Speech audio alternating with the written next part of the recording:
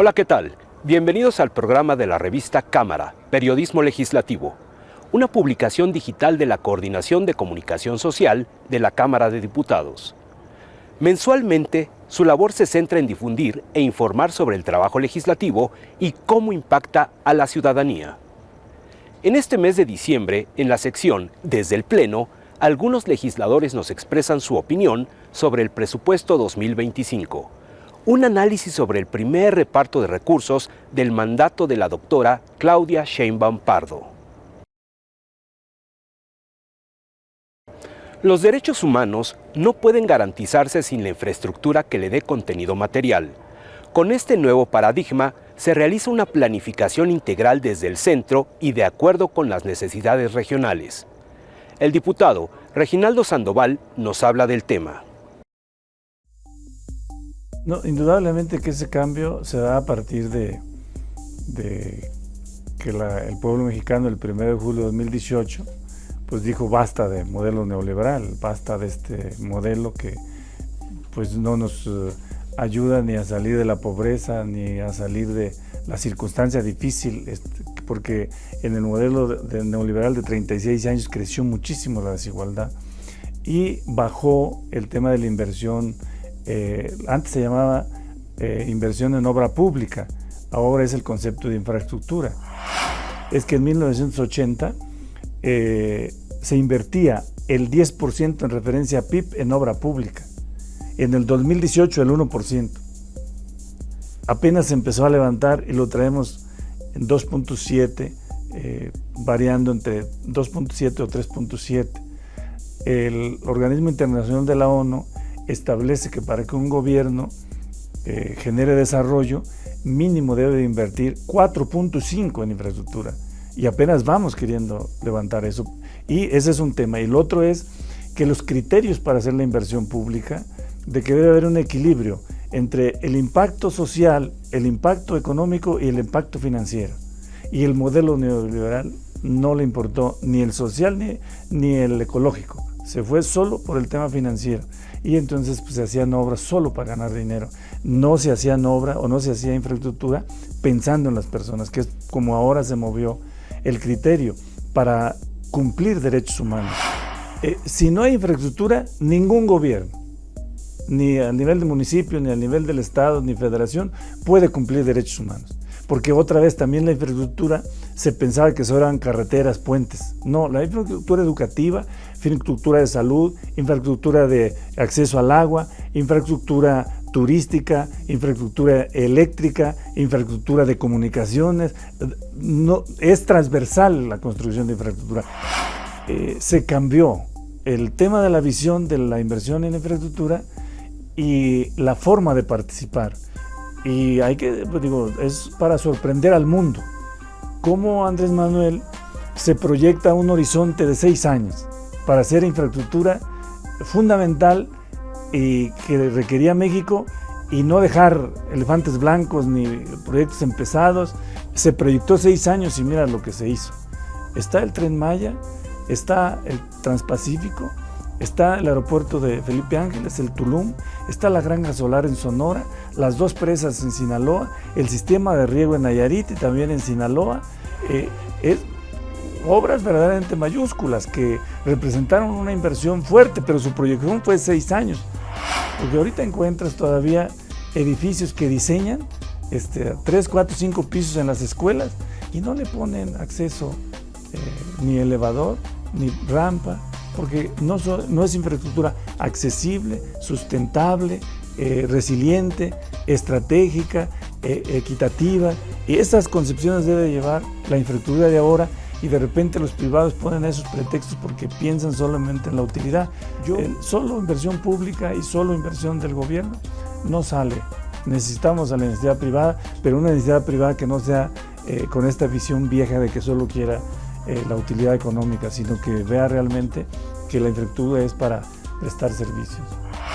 En el caso de México, aún en la 4T, nos falta planificación, pero no hay todavía esa disposición política, como esa visión de mediano y largo plazo.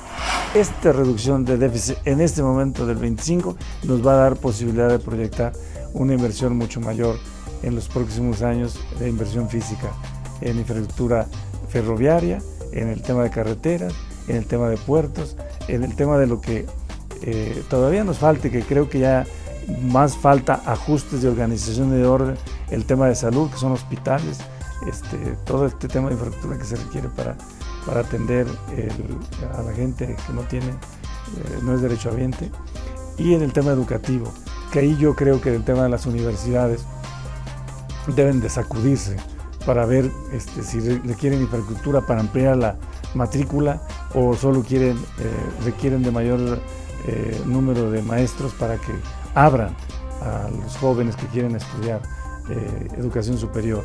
Y el tema del agua, que nos hace falta organizar la Ley General de Agua y ordenar y ver que hagamos infraestructura para que a nadie le falte agua en su casa. Entonces, cosas de esas creo que podemos ahora en los siguientes años proyectarnos de forma mucho más clara y eficiente. ¿Es factible que un edificio de 5 pisos pueda ser habitado por una persona con discapacidad? ¿Se ha pensado si una silla de ruedas puede atravesar por una puerta? ¿El transporte es adecuado para una población que envejece? Esta y otras interrogantes se plantea el diputado Armando Ruiz, quien ha oscilado la atención hacia la construcción de infraestructura adecuada para las personas con discapacidad. Existe una población bastante considerable de personas con discapacidad que tienen la necesidad de contar con una vivienda. Aquí el tema de la discapacidad es una cuestión un poquito más compleja que lo que podría ser a cualquier grupo vulnerable. Si uno habla de jóvenes, con edad basta. Si uno habla de indígenas, con el origen basta, ¿no? Pero si uno habla de discapacidad, ¿qué tipo de discapacidad estamos hablando?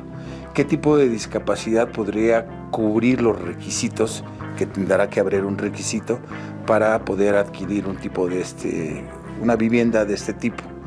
Y cuando se adquiere esa vivienda, ¿la vivienda realmente le es útil a las personas con discapacidad? Porque si se va a hacer hacia arriba y van a ser 5 niveles, como es lo común en la vivienda social, pues una vivienda en el 5º piso no le sirve a nadie que use silla de ruedas. Tendrá que haber reglas de adjudicación y tendrá que haber criterios de porcentaje para que la población con discapacidad que quiera acceder a ese tipo de viviendas tenga la posibilidad de hacerlo. Lo dije muy claro en esta ocasión. Todo el desarrollo que no incluye, segrega. La intención aquí desde la Comisión y desde la Cámara de Diputados será que una vez diseñado este programa podamos nosotros intervenir para que sea realmente accesible a una población considerable. 1 millón de viviendas parecerían muchos, pero somos 21 millones de personas con algún tipo de discapacidad. Obviamente no nos darían todas, ni aunque nos las dieran nos alcanzaría, pero sí considerar, por ejemplo, las plantas bajas. Todas las viviendas de planta baja que sean accesibles.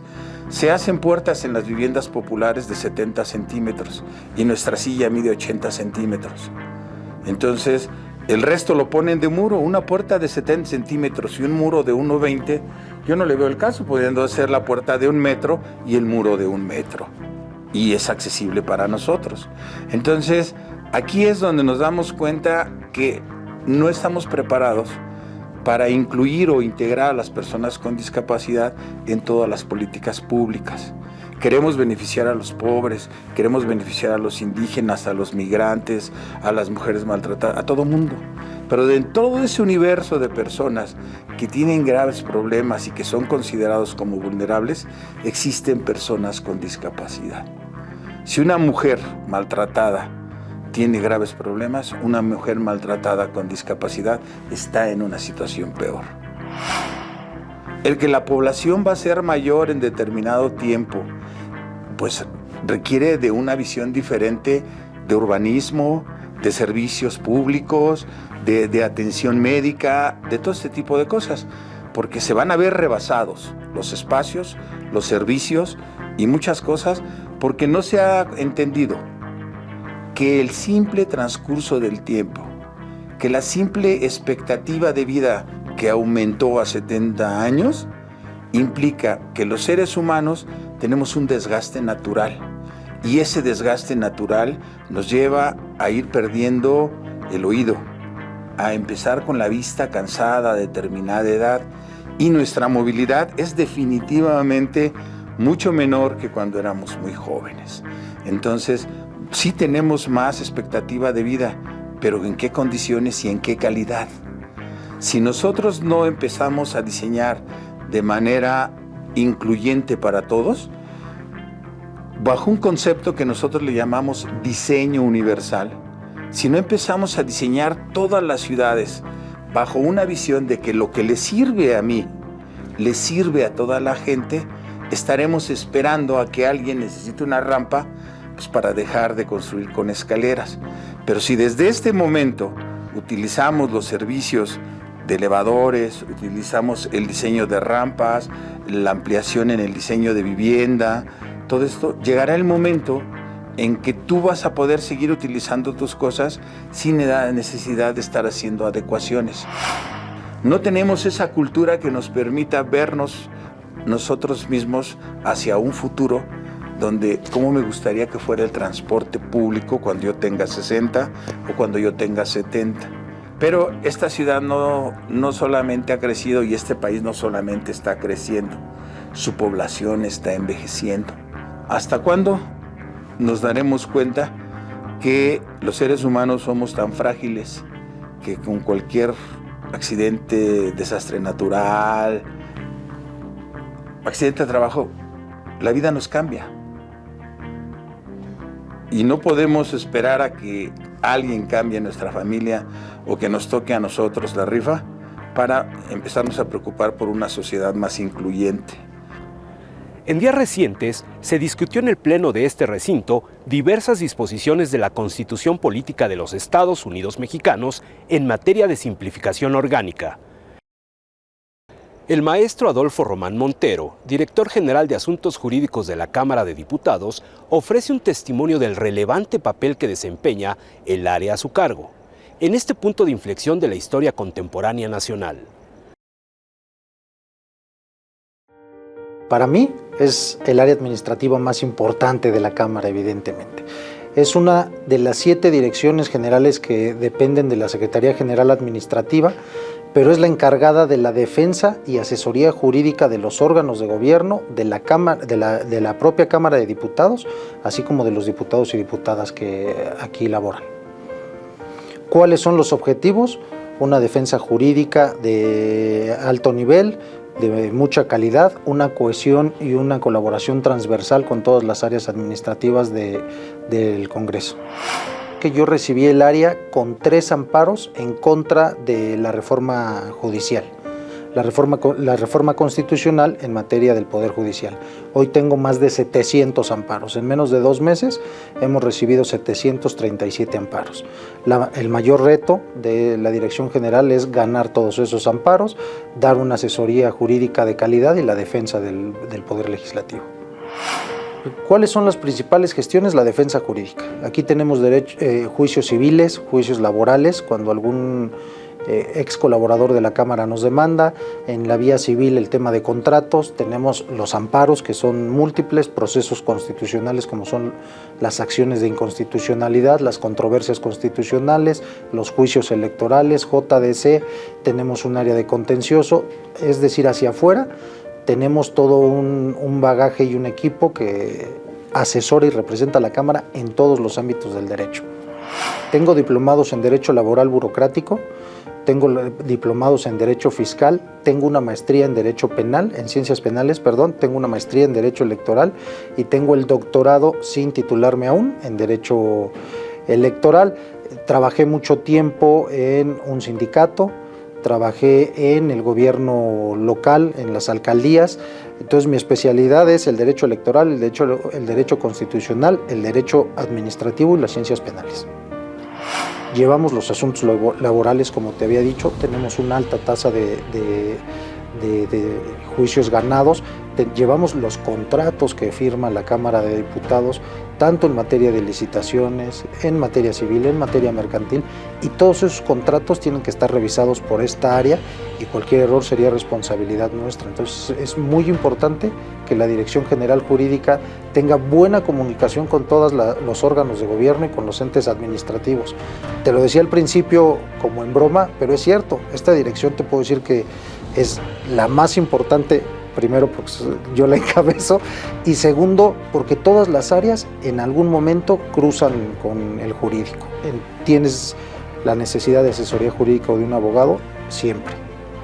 Es una experiencia profesional muy importante estar en la Cámara de Diputados, más en este momento en que hay un paquete de reformas constitucionales que están cambiando el marco normativo de nuestro país, que nos obliga a actualizarnos, pero que además nos enseña muchísimas cosas. La verdad es que yo tengo un asiento en la Junta de Coordinación Política y en la mesa directiva, tengo voz pero no tengo voto, asesoro a los órganos de gobierno y es una experiencia indescriptible estar sentado en los órganos de gobierno y ser parte de esta legislatura. La verdad es que es una legislatura que va a ser histórica por todo lo que se está haciendo.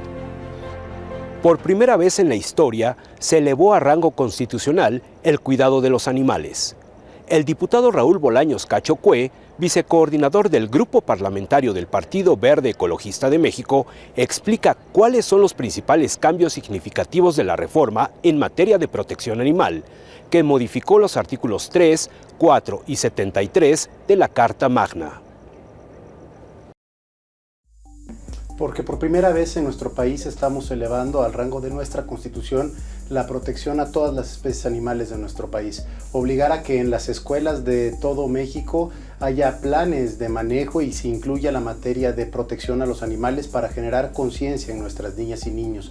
También que el Estado, que México y el gobierno sean rectores y garanticen que haya una protección a todos los animales que hay en nuestro territorio, así como facultar al Congreso de la Unión para que podamos expedir y crear leyes en materia de protección animal. Una de ellas, no podemos tardarnos más de 180 días, está mandatado en la Constitución ahora, para crear la Ley Nacional de Protección Animal. Bueno, la primera propuesta y nuestra prioritaria es la prohibición de espectáculos donde se utilicen a animales con fines de lucro, y vamos a tratar también de incluir que haya espectáculos sin sangre en nuestro país. Queremos transitar a un México donde haya espectáculos sin sangre, donde no lastimemos toda la generación de economía que temas como los toros pueden generar a nuestro país, pero que tampoco se lastime ni se maltrate al animal. Vamos a proponer que en esta ley reglamentaria que tenemos que crear en los próximos 180 días se prohíban las corridas donde se lastime al toro y transitar de esa manera a que haya corridas sin sangre. Yo creo que más allá de meternos en quitar el IVA, lo que tenemos que crear son incentivos para que la gente cuide a todas las especies animales de nuestro país, que las empresas también otorguen incentivos a los trabajadores que tomen acción en materia de cuidado al medio ambiente y de protección animal. El tema de reducir o quitar un impuesto va mucho más allá de una idea o una propuesta lisa y llana. Requiere un análisis técnico que se tiene que hacer de la mano de la Secretaría de Hacienda, pero si nosotros contribuimos a que las empresas, la sociedad privada y todo nuestro país, primero generando conciencia, podamos incentivar que la gente cuide más a los animales, vamos a poder transitar a un México donde todos, la especie humana y las especies animales, podamos cohabitar para heredarle un mejor país a las futuras generaciones.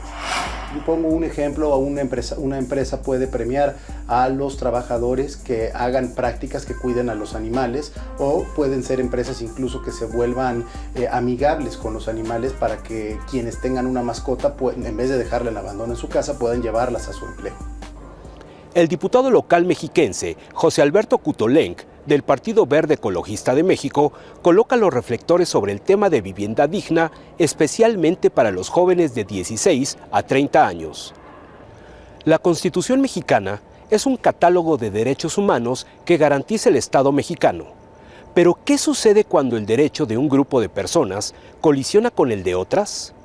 Este es el caso del derecho laboral de los trabajadores del Poder Judicial y el de miles de personas que vieron suspendido o postergado su derecho a la justicia.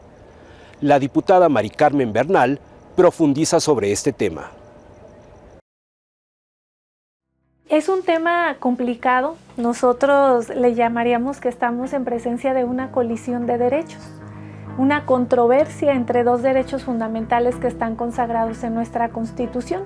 Porque por un lado tienes el derecho a la libre manifestación que está contemplada en nuestra Carta Magna, en donde dice que todo ciudadano o ciudadana mexicana tienen derecho a manifestarse cuando consideren que les está siendo vulnerado precisamente algún derecho constitucional. Y por el otro lado tenemos el derecho al acceso a la justicia de las y los mexicanos. Hay una colisión de derechos. Y aquí aplica un principio muy coloquial, no es fundamental, dentro de nuestra sociedad, que dice así: tus derechos terminan donde inician los míos. El Poder Judicial Federal nunca antes había sido tocado por nadie, ni por nada. Las reformas que se venían haciendo, sobre todo la última, que fue la más grande, pues regularmente había consenso entre los tres poderes, pero había consenso no porque fuera lo mejor para la sociedad o las y los mexicanos, era porque esas decisiones las tomaba la cúpula, la clase política en el poder. ¿Qué venía sucediendo? Venían estos movimientos de arriba hacia abajo, no surgieron de manera natural como surge un movimiento social, como surge una manifestación. Regularmente una manifestación surge de abajo hacia arriba, ¿no? La base es la base, la clase trabajadora, la que considera vulnerable un derecho. Ellos vinieron de arriba hacia abajo porque así se comenzó este movimiento. Creo yo que estas movilizaciones eran desinformadas porque la reforma o el mandato judicial que habla sobre el Poder Judicial no vulnera los derechos de las y los trabajadores.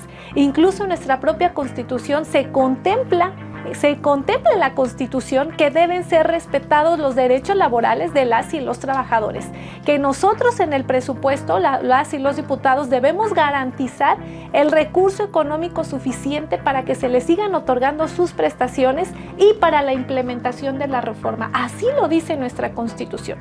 La carrera judicial no desaparece. Era otro comentario que se veía en esas movilizaciones, que cualquiera podía ser juez, que iba a desaparecer la carrera judicial, lo que es completamente falso. No desaparece la carrera judicial. Si tú eres escribiente al interior de un juzgado y quieres ser secretario proyectista, quieres ser secretario de acuerdos, lo vas a poder hacer a través de la carrera judicial. Y vas a tener ahora más oportunidad, porque solamente tenían oportunidad de ingresar al Poder Judicial si eras hija o hijo de un ministro, de un magistrado, de un juez. El tema del acoso sexual está muy fuerte al interior del Poder Judicial. El tema del nepotismo, el estado que menos nepotismo tiene al interior del Poder Judicial está en un 67%, el que menos tiene. Estamos hablando que el Poder Judicial Federal en estados hasta un 80% está conformado por familiares. Se dice que están pues el juez, el hijo, la hija, la hermana, el hermano, el sobrino, la cuñada, hasta la suegra. O sea, era un tema grave. Ellos defendieron mucho la carrera judicial, pero con este tema del nepotismo, pues entonces dudas de la carrera judicial. Ahora con esta reforma, el nepotismo se prohíbe prácticamente. Y entonces quien quiera aspirar a ingresar al Poder Judicial Federal, quien realmente tenga la capacidad, tenga el talento, tenga las ganas, lo va a poder hacer sin necesidad de ser familiar de absolutamente nadie. Que al interior estaban jugando con las vidas. Ellos dicen, como usted lo comenta, estás violentando mi derecho humano al trabajo. Lo llegaron a decir. Llegaron a decir que se les estaban violentando sus derechos humanos en el artículo 1 constitucional. Pero, ¿y tú qué estás haciendo? Estás violentando el derecho a la libertad de una persona. Y no una, cientos de miles.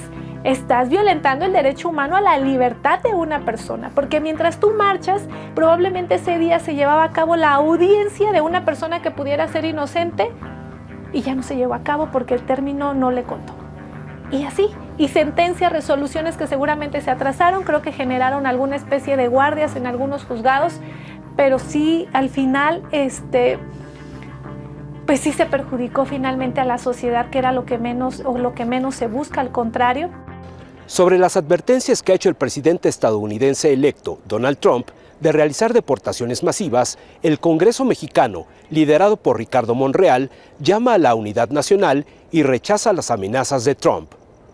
En la sección Anecdotario Legislativo, la reportera Maru Rojas, de Grupo Fórmula, Con 28 años de experiencia en los medios de comunicación, nos relata su llegada al área de noticias, sus aprendizajes y momentos cruciales de su carrera. Ella sabe que, al cubrir la Cámara de Diputados, nada es previsible y que todos los días son un aprendizaje. Lo más importante para ella es traducir al público todas las decisiones que se toman desde el Congreso. Yo soy Maru Rojas, reportera del Grupo Fórmula hace 28 años y en la Cámara de Diputados hace 21. Y llegué el día que una reportera embarazada, no había dicho que estaba embarazada, y entré a trabajar a Radio Fórmula, pero me dijeron como reportera. Yo dije, ay, pero me prometen que después me pasan a producción.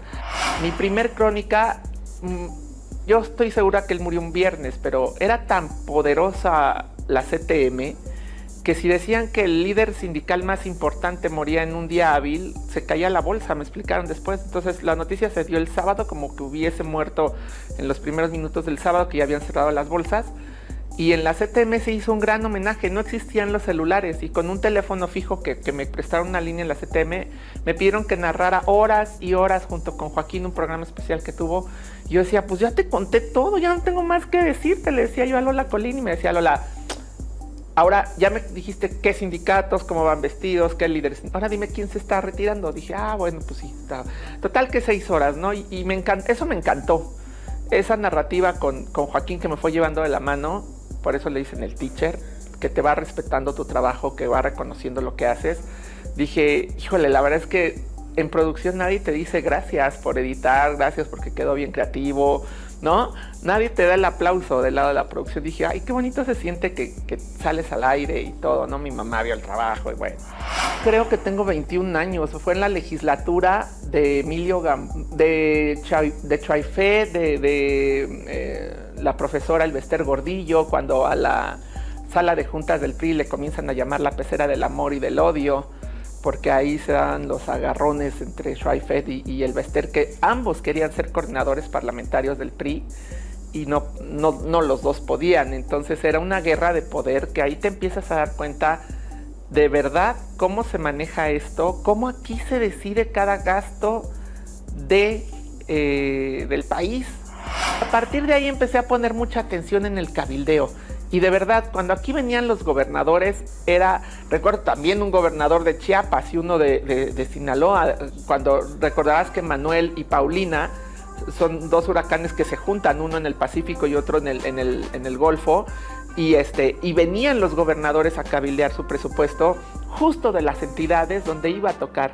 Entonces nos llevamos la primicia, y yo creo que mucho de lo que se pudo hacer para salvar a la gente, porque fueron huracanes verdaderamente devastadores, fue advertir antes de que tocara, que estando los gobernadores aquí decían la magnitud, lo que podía pasar, lo que no sucedió ahora con el huracán en Acapulco, ¿no? Diario aprendo cosas, como por ejemplo este año aprendí, yo dije, bueno, ¿y por qué 40,000 millones de pesos al INE si en un año electoral gastó 37,000? 33,000, 7,000 más, si se supone que le iban a dar la mitad? No, es que como es organismo autónomo, me explicaron, no le puedes recortar, es la propuesta que ellos hacen, Hacienda no le puede tocar nada. Entonces Hacienda determina lo que es del Ejecutivo, pero los organismos autónomos es la propuesta que ellos traen. Entonces la propuesta que trae el INE, que es una de las más altas, la más alta de la historia, no la pudo tocar Hacienda, pero obviamente que no van a hacer esos 40,000 millones de pesos. Y eso lo aprendí apenas, que justo cuando van a desaparecer los autónomos, entiendo que ellos piden. La ceremonia de cuerpo presente de René Juárez, el coordinador de los diputados del PRI, me conmovió más que la de Ifigenia Martínez. Había más gente, los discursos mucho más sentidos porque le conocían, porque eran de esa generación de lucha. Y a mí me hubiera encantado que gente que luchó con Ifigenia hubiera hablado como un Porfirio Muñoz Ledo o un Cuauhtémoc Cárdenas, que realmente hablaran de lo que era ella. Verdaderamente se aprende diario te sorprende, diario es distinto a la cobertura política en la Cámara de Diputados, y las consecuencias de lo que aquí se decide para el país, y saber traducirlo a la gente para que sepan en menos de 2 minutos cuál es la consecuencia en tu bolsillo, en tus finanzas, en tu día a día. Creo que ha sido una de las experiencias más importantes de mi vida. No se pierdan la mirada cultural, que en esta ocasión nos presenta el poder transformador de la 10ª musa, Sor Juana, así como la recomendación del filme La Máquina. La revista Cámara, Periodismo Legislativo, agradece su atención y les invita a ver todo este contenido y más en el link que aparece en pantalla. Hasta la próxima emisión.